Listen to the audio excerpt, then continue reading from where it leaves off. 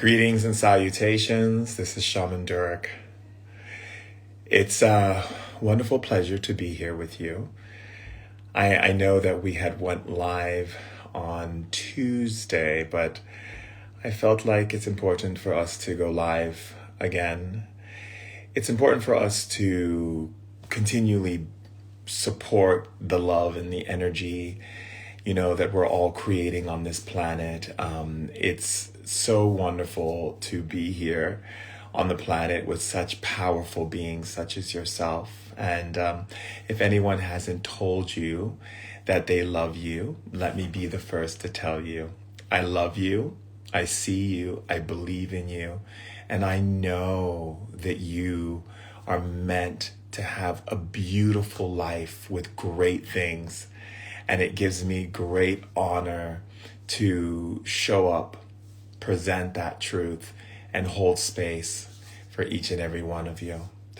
We are living at a very tumultuous time in our evolution. We are dealing with overstimulation from all the news and war, markets, social media, the constant alerts. It's all the polarized people out there who are really triggering a lot of people right now.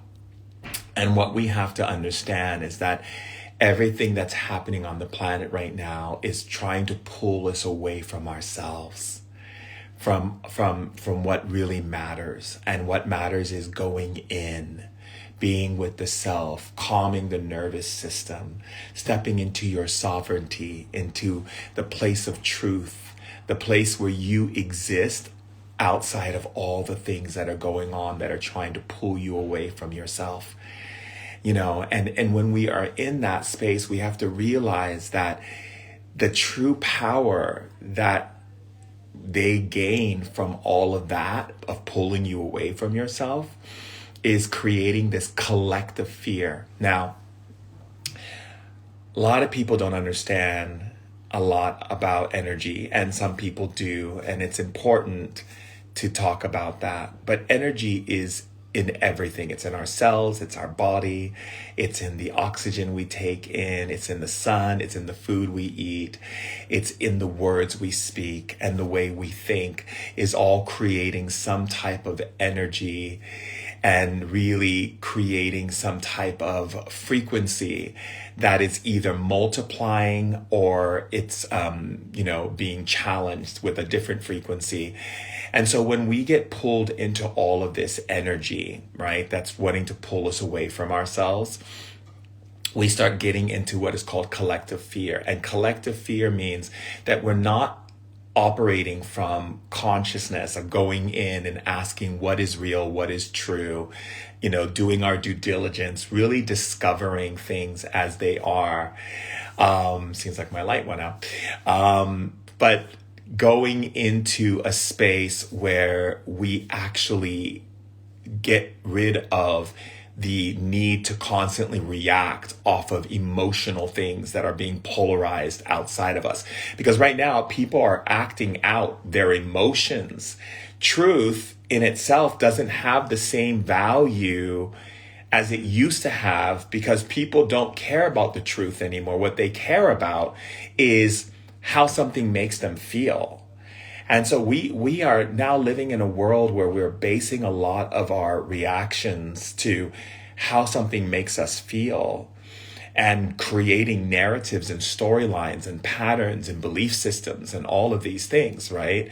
And so it's important for us to learn how to really learn to the art of meditation, the art of being with ourselves, to coming into that space within who we are, so that we can really start to honor our truth from within and listen to spirit, listen to our mother, father, God, listen to our ancestors, listen to all the beings that are there to support us on this journey, right? Because we are lit leaders of legacy. And as a lit leader of legacy, we are not to make our choices and decisions about the world based upon other people's reactions, because they don't have, or haven't, I wouldn't say they don't have, I would say they haven't built or spent enough time, building emotional intelligence. And emotional intelligence is so important today because things are going to get more and more polarized. And the more they get polarized, the more it's going to want to pull you away, pull your attention away, pull your energy away, pull your feelings, right? Because we all have gone through trauma in our lives. And what I find on earth, which is quite fascinating, is that people who have trauma or have hurt or have judgment or have issues in their life that they're unhappy about, they look for ways to project that outward on other people and looking for someone to blame or to persecute or, and I, by all means, think that this year is going to be the year where a lot of things get exposed. And I think it's good that those things get exposed. I think it's important that that exposure takes place. But when we understand collective fear and how it spreads faster than truth, and I'm going to say that again, collective fear spreads faster than truth, right? Truth is always the thing that takes time to come out because it's easier to spread fear. It's easier to spread lies. It's easier to spread things when you have a world of people who are constantly acting from emotions and reaction because of the lack of emotional intelligence. And it's important that we start building that emotional intelligence because once fear enters your body and you don't have that emotional intelligence, that spiritual awareness, then logic can't process because people consider logic to be something they just call logic. And we've talked about this before, but logic literally means that you're someone who does your due diligence. You actually research, you actually go and see like what's real and what's not. You don't just react because you're already emotionally disturbed by all the things that are happening on our planet. And so I encourage you to realize that a lot of the things that we are living on planet Earth, right, is literally it's kind of like this new movie that just came out where this guy is playing ping pong, right? And at the end of the film, they tell him to fake like he's a really good ping pong player, but they want him to, the person who has the money and the power wants him to lie and fake and lose the game so he can make his product look really good. And that's the kind of world that we're living in right now. We're living in a world where a lot of things are created for the purpose of, Marty Supreme, exactly. We're in a world where things are created to look one way when they're actually something else because of the people pulling the strings, the strings like the marionette, the strings and, doing things behind the scenes to create something because they know that this isn't a world based in truth anymore. This is that truth, the whole idea of truth and facts and everything has kind of gone out the window.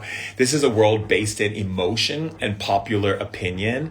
And it's based on popular opinion based on how people feel. When people feel something, when they get a reaction because they don't have the emotional intelligence built in, because they haven't been doing the internal spiritual curiosity of developing their spiritual gifts and ability to understand how their mind works and how their emotions operates and what triggers them and what doesn't trigger them and why do they get triggered and why are they affected by certain things energetically and so forth.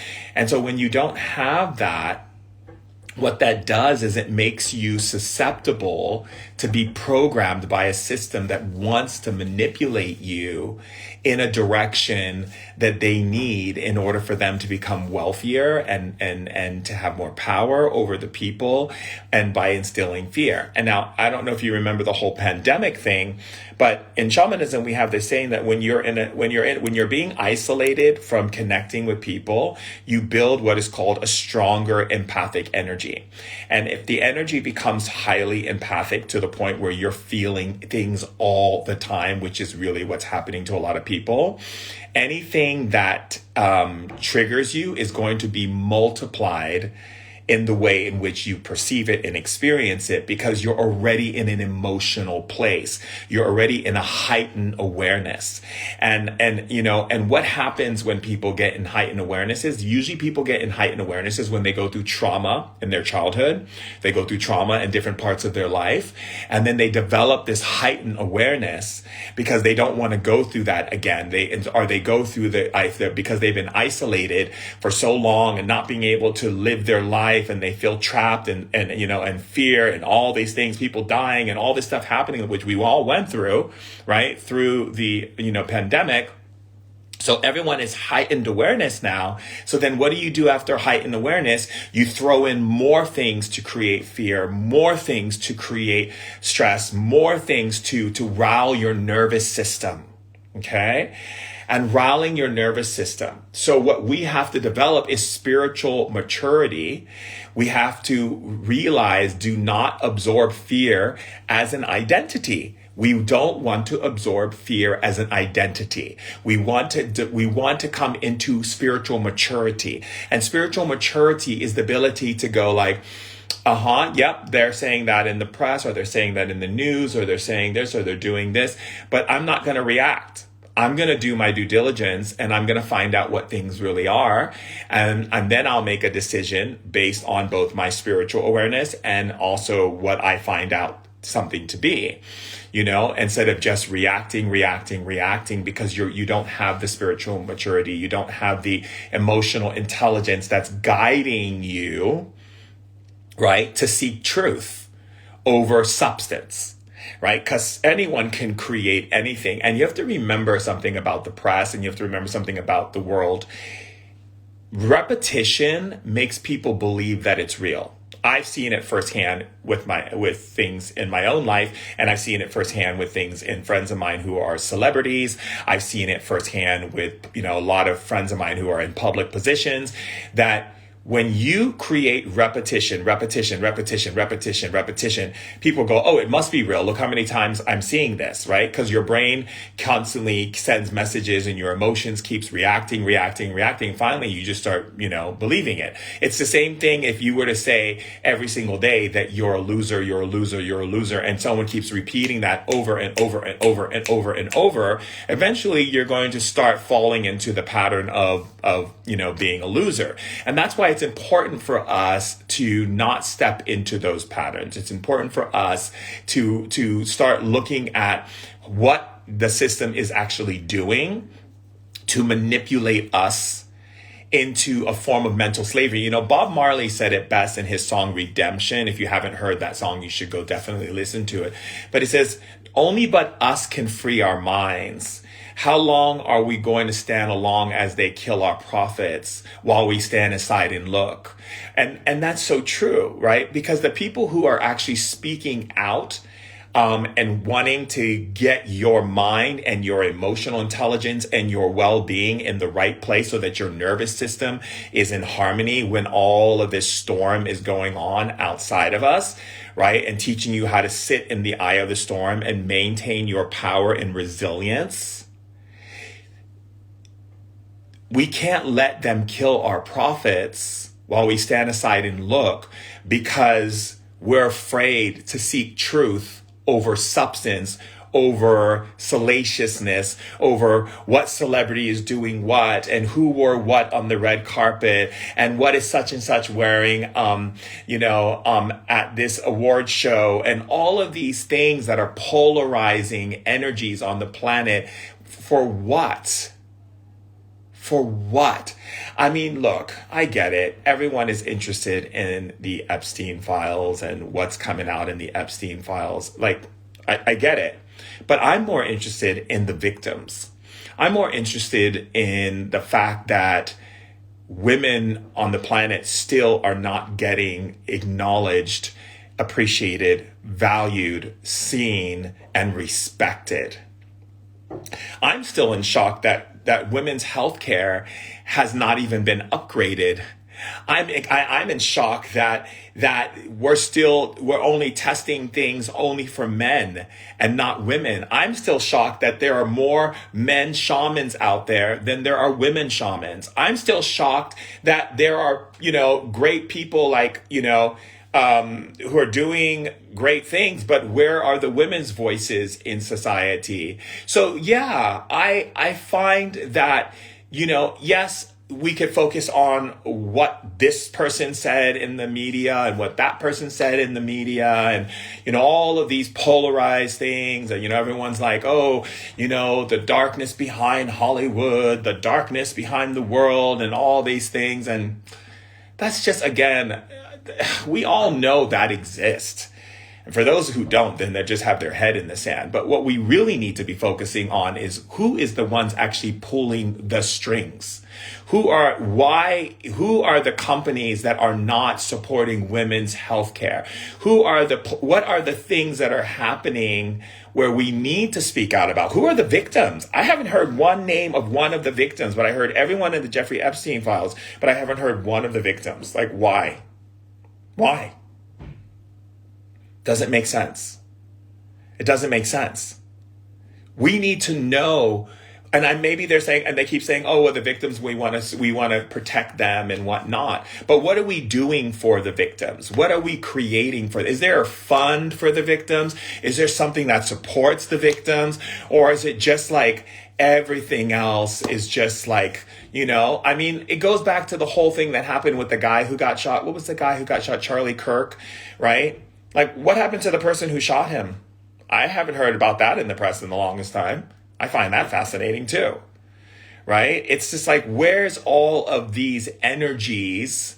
How are they being distorted and hidden and brought in and all of these things? And that's why I say, it's important for us to develop critical thinking. It's important for us to develop emotional intelligence. It's important for us to not just say that we're logical beings. It's important for us to stand for women and for children, right? It's important for us to call out people who disrespect women. Like, I was out one day and I heard this man talking to this woman any which way. And I just was like, I'm sorry, but the way that you speak to your wife is so horrible and lacks any level of consciousness. And I don't understand why you think it's okay to talk to a woman like that. Like, it's very bewildering to me. And I think it's something we as people, right? We have the ability to shift energy in every which way we show up and every which way we are present. You see something happening, you don't just stand aside and look. You say, no, I'm sorry, no. If a friend says something to you that's negative or whatever, you don't just take it. You go, no, I'm sorry. What makes you feel the need to talk to me that way? Why would you say something like that that's not uplifting? I would start calling people out, because I call people out. When someone says something to me that's disrespectful, I simply say to them, so do you feel like what you're saying to me is empowering me? Does it make me, do you feel like what you said makes me feel alive and free and open and loving? Is this a nurturing statement that you're saying? Because I'm just curious, because we don't have to defend anything anymore. We don't have to argue with people anymore. We just have to throw back in their face their bad behavior. We just have to literally ask them the simple question, like, did you feel like that is an empowering statement? Do you feel like that is honoring me as a woman? Do you feel like what you're doing right now is respectful at the highest level? You know what I mean? Like, we don't have to be like, I'm setting a boundary, or I'm doing this, or you can't do this. Like, no, we have to be like, very clear, take their energy and put it back on them and ask them, like, did you feel like what you're doing? Do you feel like this date that you've taken me on is actually a great representation of connecting with someone? We don't have to say much these days. That's the thing, right? We don't have to go into all of this unnecessary rhetoric of needing to make people clear about who we are. We already claim who we are when we don't take in the energies that do not belong to us. As I've always said, and you will always hear me say, I do not take ownership of that. Right? Because when you make a decision in your life that you are going to live your life in kindness, in love, and generosity, and fairness, and integrity, and authenticity, you don't have time to defend or to protest or to argue or to bicker. You know, it's someone tries to argue with you, you simply say to them, are you open to learn about my different ideas and my perspective, or are you seeking only to be right about yours? Simple, just a simple question. Because arguing, what it does is it affects your nervous system. It wastes your energy. It doesn't allow information to design itself into a very wisdom space where both sides are learning something new that they never knew before, right? So that's really important. And so what we want to do right now is we want to be aware of frequency. We want to be aware of all forms of energy, and we want to also be in discernment of what frequencies and energies we are actually exposing ourselves to, right? Are you exposing yourself to people who are coming from a place of authenticity and truth? Like, why would you talk to a friend about your relationships when they're not even in a relationship? That's like me going and asking someone to help me figure out quantum physics, and all they know about is how to fix bikes. I mean, that's just, very far from one another, as you can see. I'm not going to go and seek that from someone, right? I think credentials of what we call authority, right? Because everything in our world is based on some level of authority, should be honored. I'm not going to go to someone and take advice from a friend who wants to tell me about what my relationship should be when they don't even have one, or they've had relationships and they've all failed. Right? So that's not the person that I'm going to seek for wisdom. So you got to be careful what kind of energy you're taking in. And I'm not going to go to someone who's spiritual, who sees the only me factor, and they don't see the we, that it's not about you, buddy. It's about the community. It's about serving and being there for our Mother, Father, God, for our brothers and sisters, for all the beings and all the delightful beings of that are in the dimensional realms of light and love, to support them and their message and their teachings and their wisdom to the community.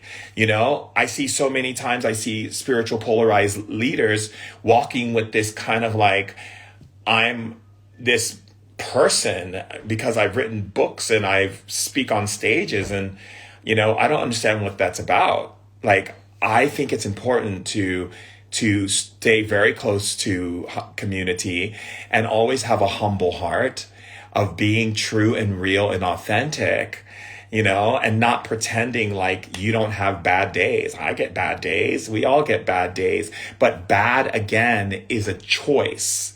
It's a choice how we perceive if it's a bad day. It could just be something that's helping us to become more resilient, teaching us to utilize more of our knowledge and our wisdom, helping us learn how to jump over obstacles with more ease and grace.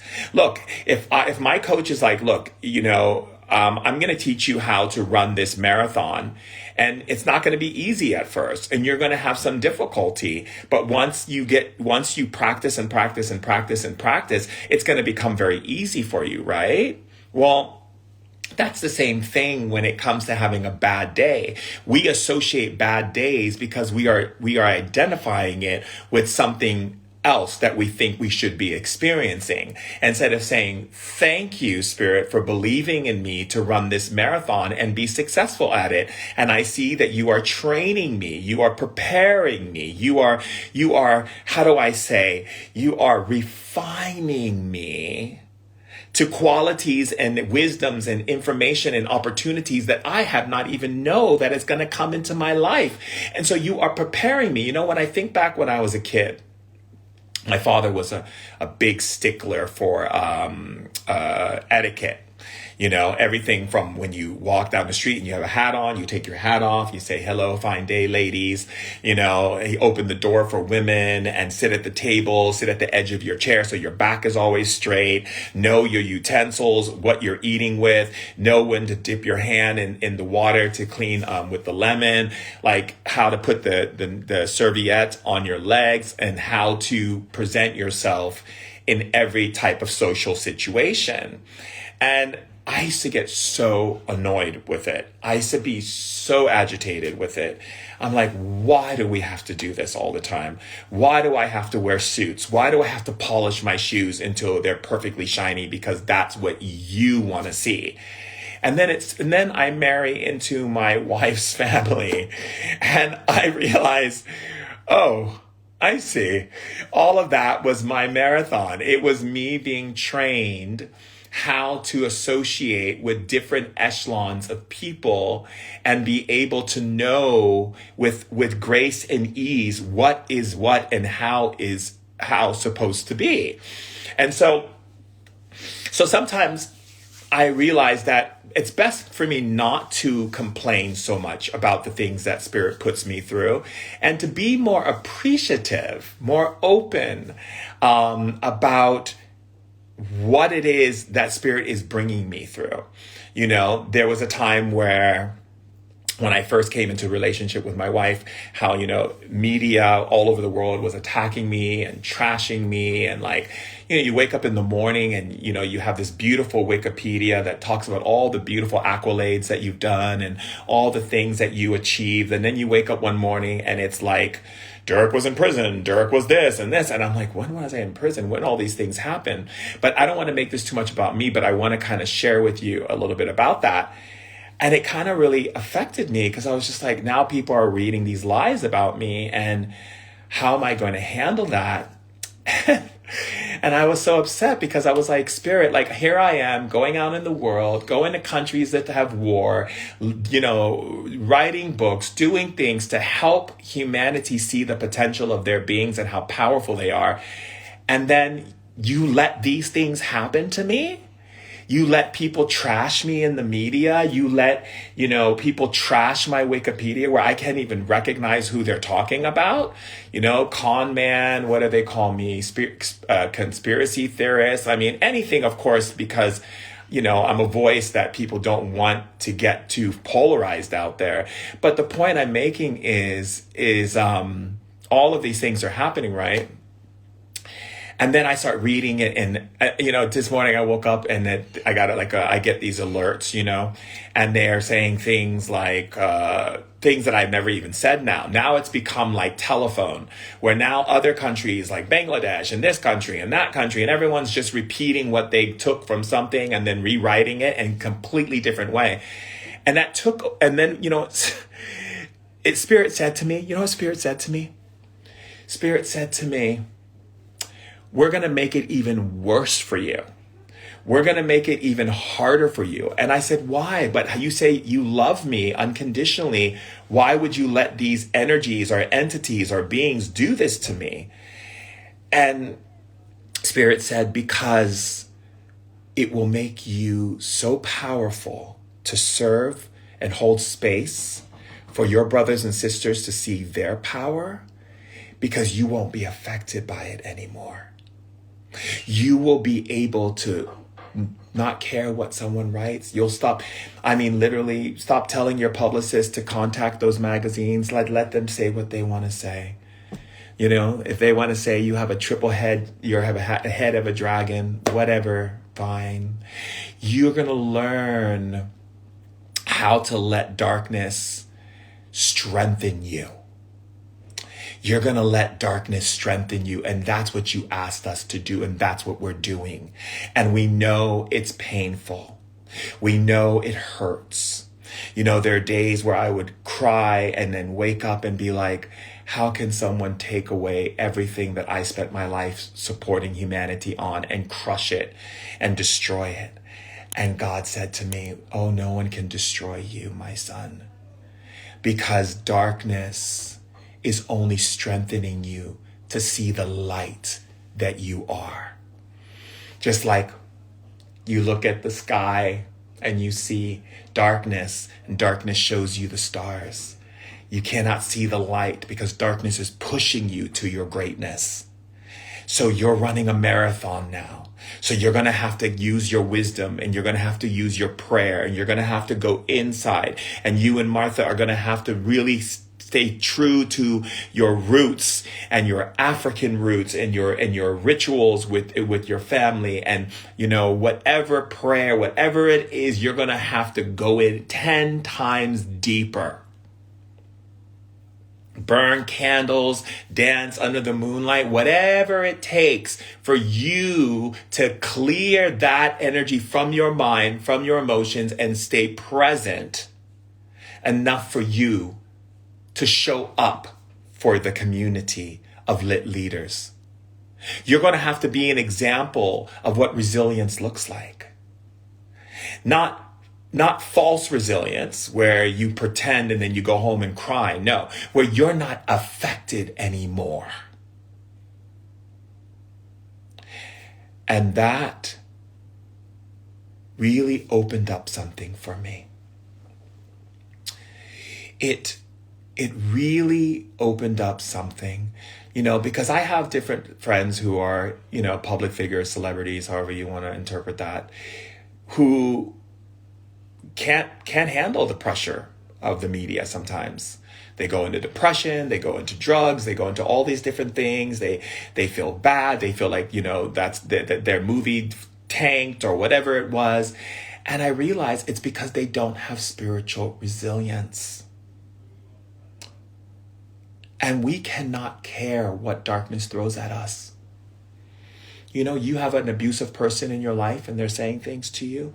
Use that darkness to strengthen your power.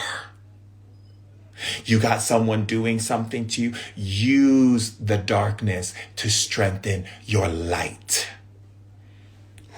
Chills through my body. Because Spirit is clarifying. Spirit is saying, Aho, Ashe, Amin, Amen.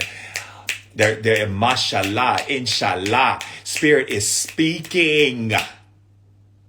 Use the darkness. Stop running from the darkness. You want the training course. You want the coach. And your coach is not going to be nice all the time. Your coach might put you through some crazy things. You might be on planet Earth going, how come I can't find the right relationship? I keep dating the wrong people. Yes, you're dating the wrong people for a reason.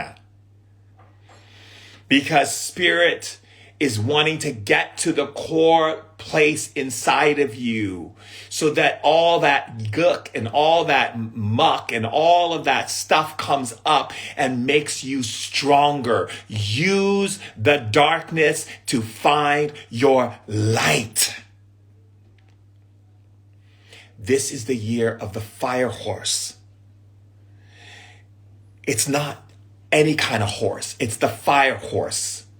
It's not some horse you can just jump on and ride into your destiny. It's a horse that says, don't ride me unless you're ready to be in your power. Don't get on my back unless you're ready to be in your power. I don't know if you ever horseback ride, but I'm a horseback riding family. I ride, my wife rides, my kids ride. We all ride horses, and horses is a huge part of our life. I mean, it's life in horses, like really. But horses, what I love about horses is that they know what you really feel. They know if you're scared, and they know if you believe in who you are. Because if you don't, they'll buck you right off their back. They will not be okay for you to ride them because they know, and horses are flight animals, right? They're not carnivores. They're not, they're flight animals. They're free animals. They're about freedom, right? And how do we get to freedom? We get to freedom by confronting the things that make us uncomfortable. We get to freedom by being okay with those things, not feeling, oh God, I'm in an abusive relationship, but like, I'm in an abusive relationship. This is interesting. Okay.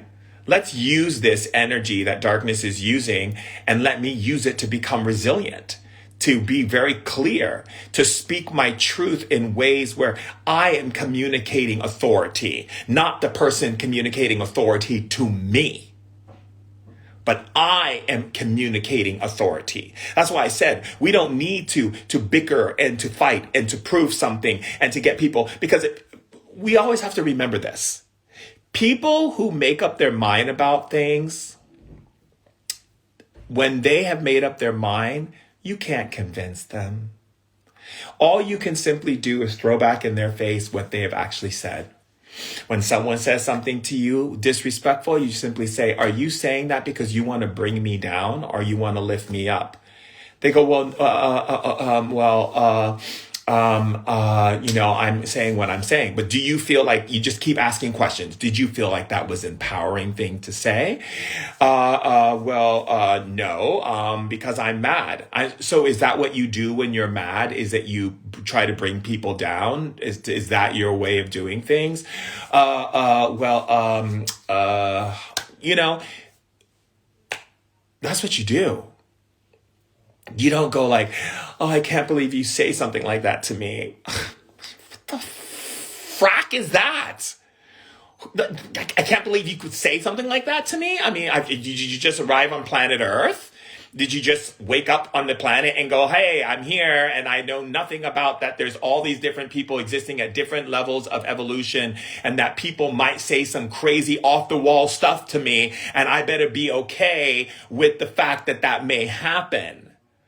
So people are like, oh, I can't believe he hurt me in the relationship. Hurt you? You got hurt because you were not operating in your power. You were not using the darkness against itself by utilizing the wisdom of the light. I mean, he hurt you. No, you hurt yourself because you didn't honor yourself and use this opportunity to redefine your authority. Okay. I'm going to say it again. Redefine your authority. Right? It's like, it's ridiculous. People come to me and go, oh my God, you see what that person said to me in the street? Like, how could they? How could they? Oh, my darlings, there's some very angry people out in the world. I mean, how could they? That person's having a bad day and they're projecting it onto you. It doesn't mean you have to accept the projection, but you've chosen to, obviously, because now you're playing victim. Look, there is no more victim going forward. We're not victims. We are not victims. We are the authority of love. We are the authority of grace. We are the authority of kindness. We are the authority of givingness. We are the authority of compassion. We are the authority of creative expression.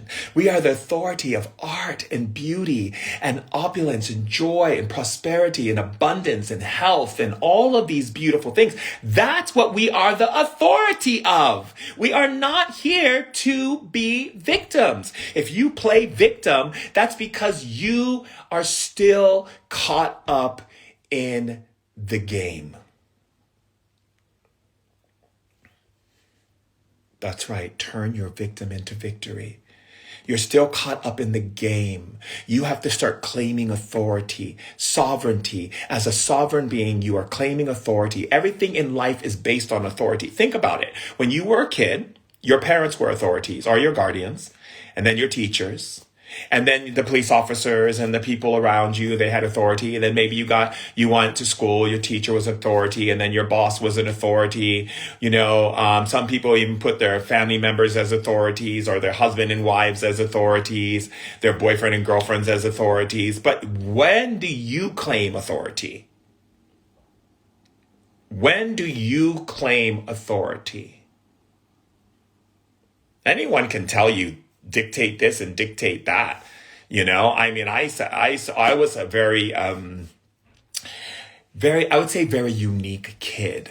I communicated to the birds, I talked to the trees, I made little ointments for friends at school. I wrote poetry on my pants, I sewed my own shirts and made cool clothes. And I did a lot of very unique things as a kid. Okay. And I always found it fascinating when the adults would talk to me. And of course, I'm a Gen Xer. So I grew up in a time where, we drank out of water hoses and, tasted what batteries taste like. And, we're latchkey kids, came home and no one was home, and, ride our bikes to as far as we could go, and, all this kind of stuff. Right. But adult I found fascinating, especially at that time too, because they, I mean, I don't know if you guys remember, they used to put on the TV screen all the time, do you know where your kids are? I mean, that's how disconnected parents were at that time, right? But what I found fascinating is that parents would say the craziest things to me, and I would always answer with a question. And my father and different people who had authority, would tell me, well, I'm the adult, and what I say is this, and this. Or my school counselor would tell me, or my teachers would tell me. And I started thinking to myself, like, do they think because they are older that they are wiser, smarter, and more capable of gathering information than I am? Do they actually believe the stuff that they're saying? Do they actually think that they have the right to tell me? Like, I remember I had this one crush on this one girl, super, super, super cute girl in school. I mean, and if you remember how school was back in the days, I mean, if you ever saw the movie Can't Buy Me Love, with Patrick Dempsey and all that, and like the whole Clueless thing and stuff, like that's the kind of school, where you had the different groups and everything. Unfortunately, I was more of the nerd. I was like playing Dungeons and Dragons. I don't know if you've seen Stranger Things. I was that guy with my friends playing Dungeons and Dragons, like typing in code so I can play video games, like riding my bike, like making cool potions and things that people could drink, like, all of that. But eventually I started becoming the popular kid because I used to always get bullied in school, get beaten up and made fun of. And I was running behind my sister's back, who was like my protector. And then people would be like, dude, you have to change. You have to be different. You have to and I was listening to like, Guns N' Roses, Metallica, AC/DC, Pet Shop Boys and Oingo Boingo, Depeche Mode, Susie and the Banshees, I was that kid.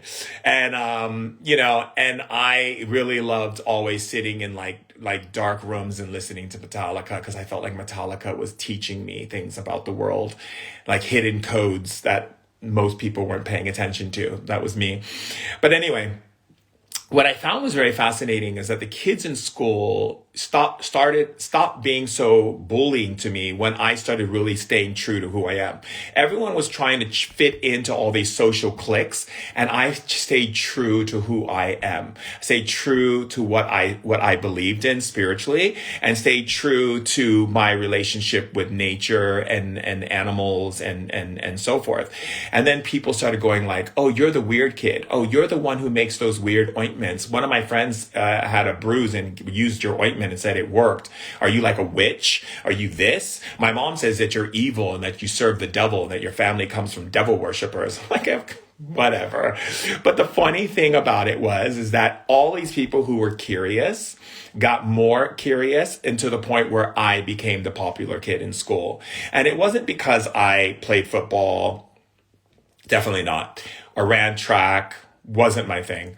Any of these things, I mean, yeah, I played tennis really well, but those things were not my thing. I was more of an arts person, more into theater and performance of that kind of stuff. But, people started wanting to come over and check out my code writing for video games, and people started being interested to learn how to make certain ointments and certain drinks and teas and different things that I was offering people. People started learning more about herbs from me and all this kind of stuff. And And I became popular by being true to who I am. And the reason why I share this with you is because we live in a world that wants people to be what they want you to be. And God didn't make you to be anything other than what you are. And that's where your authority first starts. Your first authority starts with your you, which is your existence. That's the first authority that you should be honoring and preserving and standing up for, is your existence. That's the first authority. The second is your choice of identity, not someone else's choice of identity, but your choice of identity, like who you say you are, not what someone else says you are. Right? So if you can get those two, just get those two in alignment, the fact that you exist and who you say you are, and hold that as your authority. And whenever someone comes and tries to tell you something that you're not, you just go like, so what makes you feel that you have the right to, or you can even say it like this, do you feel like you have the right to define who I am? Do you feel that you have the right to define who I am? Do you feel that you have the right to decide what I am, what I believe, what I feel passionate about? And why do you feel you have that right? Because, I love to question people's false authority over me. Like, what authority do you think you have over me? My authority is with my existence, which God gave me, which means I'm already good with God. I don't need to prove anything to God other than just showing up and being authentic, right? If I do anything outside of my authenticity, that means that I'm like not honoring the first authority, which is my existence, alafia. And the second one is who I say I am, not who you say I am, but who I say I am. And that allows me to be clear that someone can say, oh, you're such a fraud, or you're this, or you're that. And where do you feel you have the right to decide who I am and what I am? I'm not going to be like, oh my God, I can't believe they would say that about me. I'm such a good person. And I mean, we know you're a good person, but you don't stand in your authority. So, I mean, you're letting people say things and you're letting it affect you because you're not honoring the first two authorities. I don't want to get into the other authorities because let's just start with those two. Those are the easiest ones to start with. That being said, we have an amazing webinar tonight. If you would like to go even deeper into some of the things we're talking about, we are doing an amazing webinar tonight about manifestation. And it's all about why your manifestations are not landing or working, and what it is that, needs to be shifted and changed. And a lot of it has a lot to do with your authority and how you position yourself when it comes to wealth, prosperity, finances, currency, and energy. So if you are interested in signing up for that, you can do that by clicking on the link tree. And to get into that webinar tonight, that will be happening my time. I'm in Norway, so that would be 10 o'clock my time, but then you have to figure out what that is for everyone else. But again, going into that space, right? So those two authorities are so important. And it's time for you in this time to really start claiming your authority, to really start honoring the gift that you've been given, which is to have consciousness, which is not even in your brain. That's just your how do you say, beautiful technology. Your consciousness is greater than that, right? And your emotional intelligence, where you're not being pulled into these polarized energies that are pulling away from your life force and wanting you to get caught up in reaction, which is literally distraction from what's really important. And that's you, that's going in, connecting with your ancestors, connecting with your divine spirit, connecting with Mother and Father God, connecting with your community that is operating in that same frequency, and connecting with the spirits in nature and the animal spirits and the trees and the earth and the wind and the sun and all the beautiful things around you that are calling for your attention as well. Yeah. So I am so grateful to hold that space for all of you. I love to share with you all the beautiful things that that comes to me in my prayers and meditations and so forth. Remember, we're here to use the darkness to strengthen our powers and become triumphant as lit leaders of legacy, right? And that's what we're creating. We're creating a legacy, but not as an individual legacy, but as a collective legacy. And that's why I said, whenever you listen to people, just make sure they're about community and they're about the we and not the me. Anyone can glorify themselves, but to really see the people and be there for the people and to hold the highest level of light and truth and authenticity and transparency for the people, that's where we serve humanity. And that's where we get to truly hold space for each person's growth and each person's evolution while being here on planet Earth. I'm Shaman Durek. I love you so much. And I believe in you. And I don't care if anyone else doesn't. I do. And I'm excited for all the beautiful things that you are going to embark in this life and in this year. And get on that fire horse. But remember, don't get on that horse unless you're ready to really claim your power in this lifetime, because you deserve the best. And anyone else who says otherwise, they don't have the authorities to say so. Only you do. So until next time, until next live.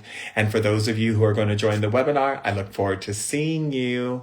And we go deeper into some more juicy, yummy, amazing, beautiful, guided, connected information and talking to the spirits and really getting into this ability to truly be instrumental in our ability to manifest without any disturbing frequencies.